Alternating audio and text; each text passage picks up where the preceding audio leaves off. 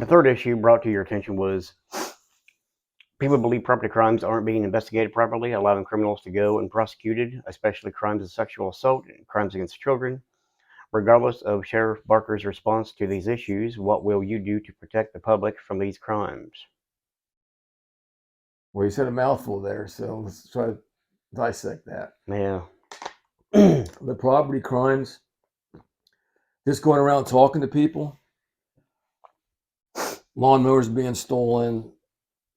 Up in Glenford, there was a car fire a couple years ago or whatever. Somebody torched the car, and there was no closure on that.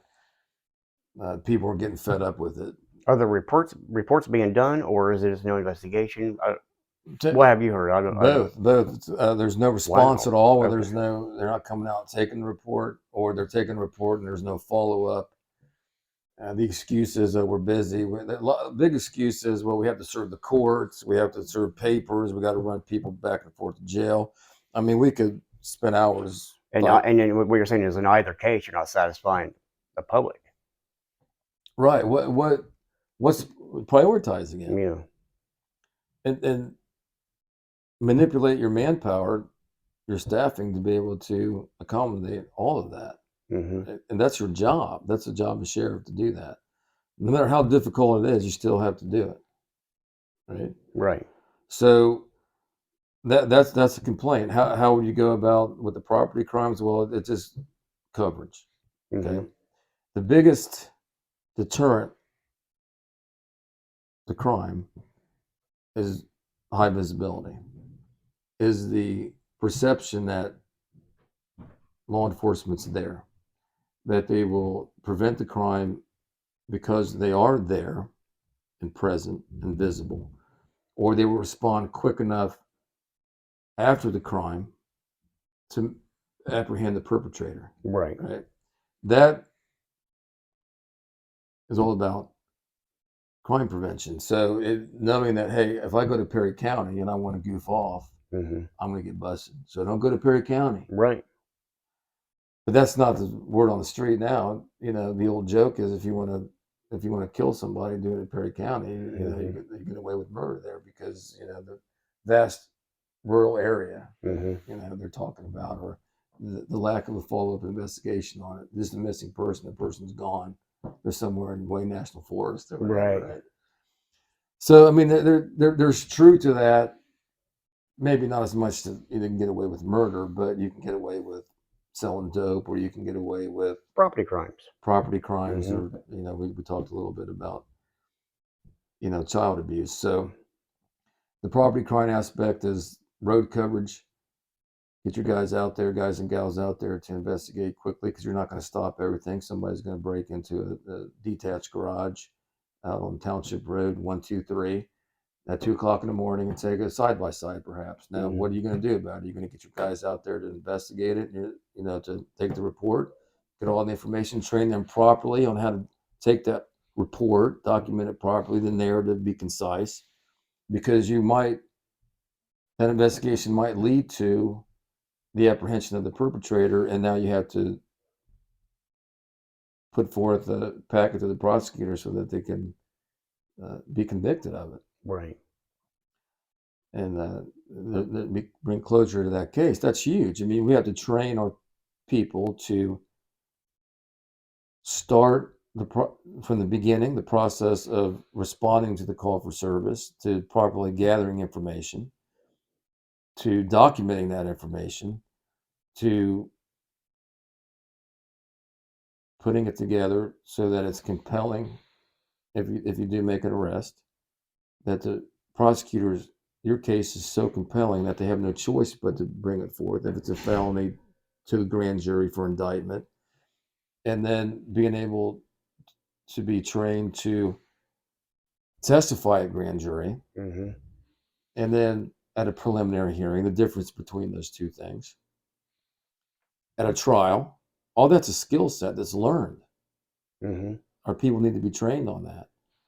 And then to help the entire judicial process, help the prosecutor do their job. It's a team effort. It's not like, well, we did our job, now we're going to toss it over to the prosecutor, now he's got to do his thing. Right. And if he doesn't get it done, then it's his fault. Well, what kind of product did you give the prosecutor? Was it garbage that he can't do anything with? That's not fair to him. That's not fair to the people you serve, is to get it off your plate. Right. No, you do a solid job, and then you send it over there. So all that comes into play with the property crimes. And then we segue into child abuse crimes. Now, like I was sergeant investigator in Perry County. Everything came across my desk. And the inordinate amount of sexual child abuse cases in this county was alarming. Mm-hmm. Okay. And the recidivative nature of it, the recurring nature of it is heartbreaking. Right. Yeah, I recently, in the last several months, put a thing on Crooksville News about there are more sex offenders in Crooksville than any other village in this county. I think Okay. there's 14 of them here. I don't know what to do about that, but I don't know why these people are, if they are reoccurring kind of people, I don't think they should be outside of the prison cell, in my opinion. But I don't know what to do about that either. But yeah, it's a major, major issue, and it only seems to be growing. And that's because you can be anonymous online.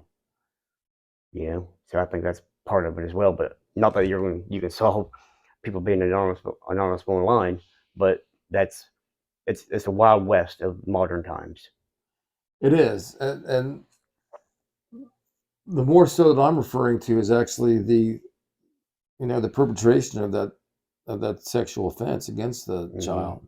Now online, you're not going to be able to physically do that, right? Mm-hmm. Unless you're talking about luring them into Right. an environment where you can perpetrate that crime upon them. That's a whole different story. But and it still needs to be addressed. And we talked about the biggest thing being education on that. Yeah.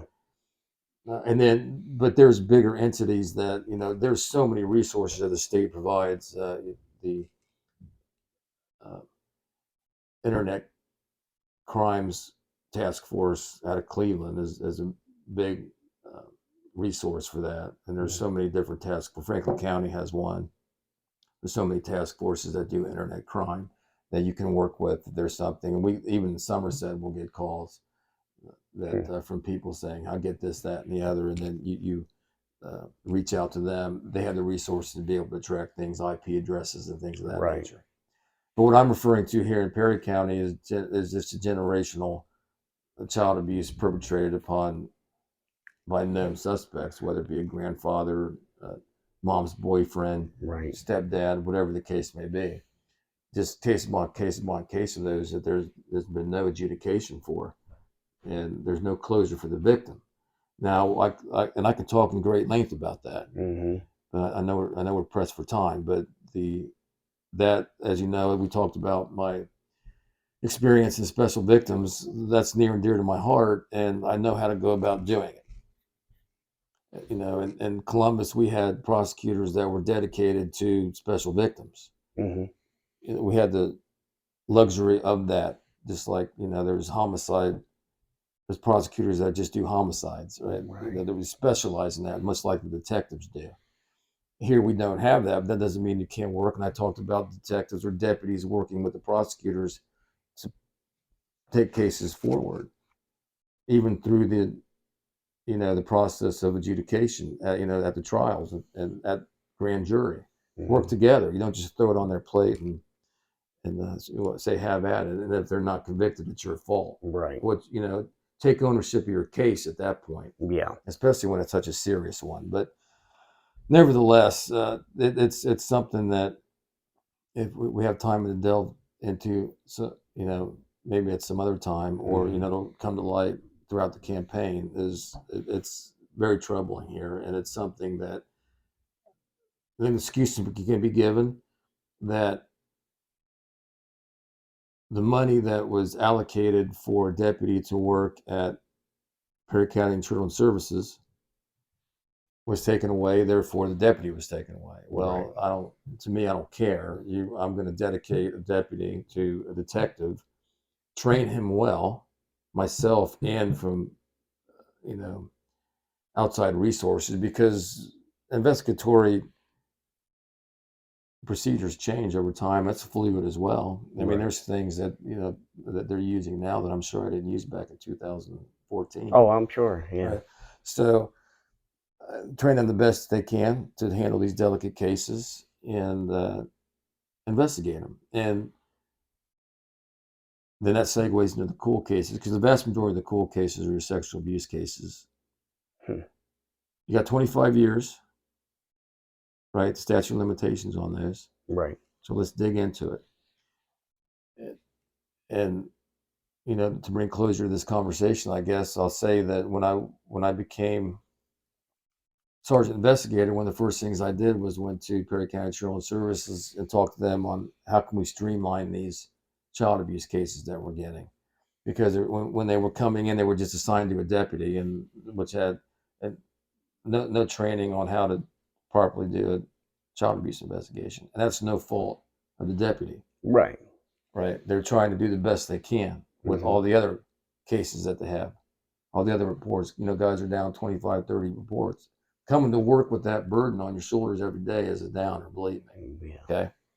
So you're already starting in the hole. Yeah. And Yeah. you're running all over. And you're going to have 10 more reports by the end of your shift today. So now what are you looking at? Mm-hmm. So I went, how can we streamline these cases? And then to prepare for that, I went and dug up how many open sexual abuse cases do we have. And the computer system at the time went back to 2019. Now we could have dug into the old CAT system and pulled more up, or I could have gone down to archives and dug up. So it only went back to 2019, and there was over 50 open cases. Wow. Okay. Mm-hmm. So now that included adult sexual abuse cases too, sexual assault cases. So because it was labor intensive for the people that I asked to dig up the information for me to separate them. But still, that's alarming in and of itself. Right. And then, then also, I looked at, since 2014, there's been 477, as of July of this year, 477 substantiated child abuse cases in this county. 477. That's a lot. There's 36,000 people in this county. Right. 470 substantiated, and there's thousands of allegations. Now, Children's Services' job is to vet those, to screen those allegations coming in, and they do an investigation. They do a great job. Their job is not to do a criminal investigation. Their job is to do an investigation to implement a safety plan if necessary for that victim. Right. Law enforcement's job is to do that criminal investigation. Yeah. So you try to work together, but you still, you rely on each other, but you still do your own job. 477 substantiated cases, and for them to substantiate something, there's got to be something to it. Right. So where are we at with those cases? Right. That's a very big concern of mine, and it will be my goal is to really delve into that. Now that might stir the pot a little bit, but so be it. Right. You can't be afraid of little things. Nope. Well, that's a big thing.